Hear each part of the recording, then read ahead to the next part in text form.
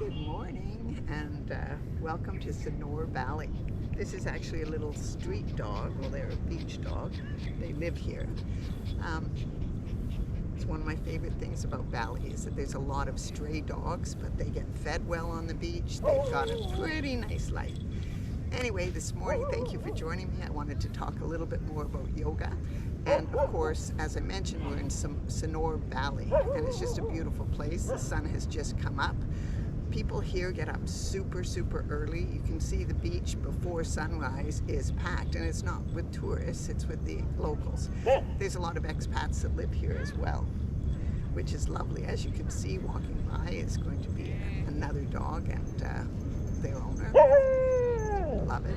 I don't know if you can hear the birds in the background, but there are hundreds and hundreds of birds flying overhead right now.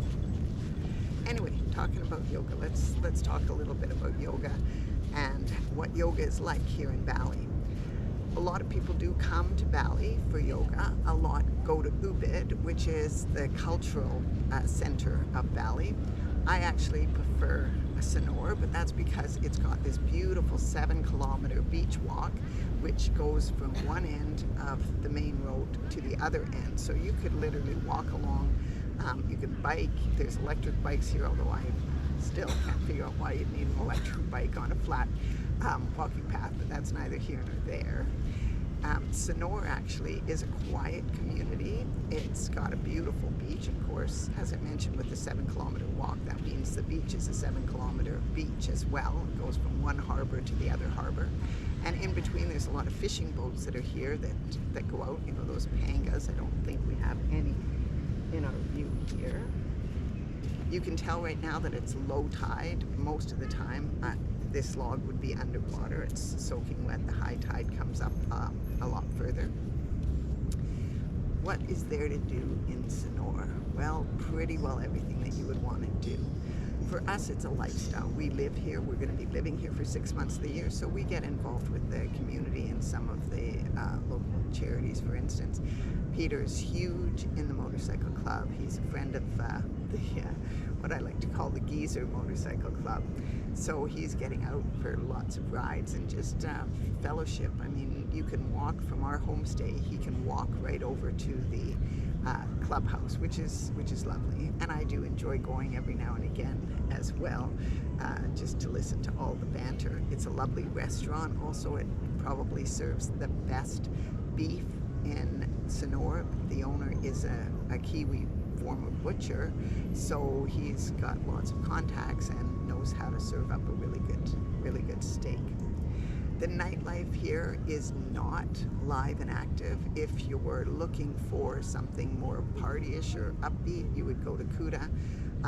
But for me, we really enjoy the more quiet area here. There is live music every single night at different bars and restaurants, so you're free to go and dance and all of that. It's just that they tend to close early, which again is something I really like. So a lot of the music gets started at about 7:30, and often by 10 o'clock the restaurant is closed. So if you want to come for nightlife, clubbing, that sort of thing, definitely Sanur is not your place.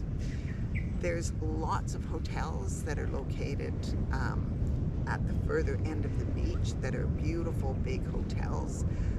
You know, the name brand one, Intercontinental, Hyatt, blah, blah, blah, those sorts of hotels. So there's lots of those if that's the kind of accommodation you want. Alternatively, there's a lot of smaller hotels here that would be classified as probably a 2-star. They've got everything you need, but they're not fancy. Then the other accommodation, which is what we favor and what we're staying in, is called a homestay. And what that means is that it's usually the family compound where the family lives in that area, lives within the compound, but then there's a number of rooms, either bungalows or rooms on, you know, 2-floor buildings, very quaint or what have you. You have total privacy, and you also get your room cleaned every day if you want, etc., all of that. What we do is we're staying in a homestay that we're in quite a large little, that's kind of a contradiction, a large garden area. It's like a bungalow, but there's two of them that are attached to each other. So outside we have a garden and an outdoor kitchen, very basic.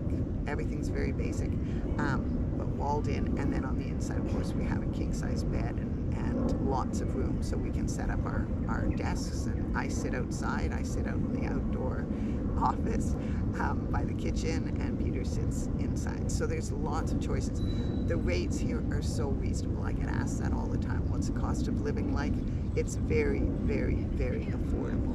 So you can range from anywhere from about $20 a night to get a private room with a bath, with hot water, with all of that, anywhere up to, you know, again, you could do the $1,000, $2,000 a night here as well. So you've got such a range of accommodation to pick from.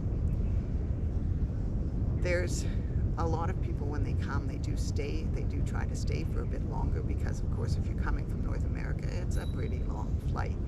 We chose to do it on a cruise. We cruised over, and that is going to be a topic of one of my travel discussions. So if you're interested in that, you can tune in later on that.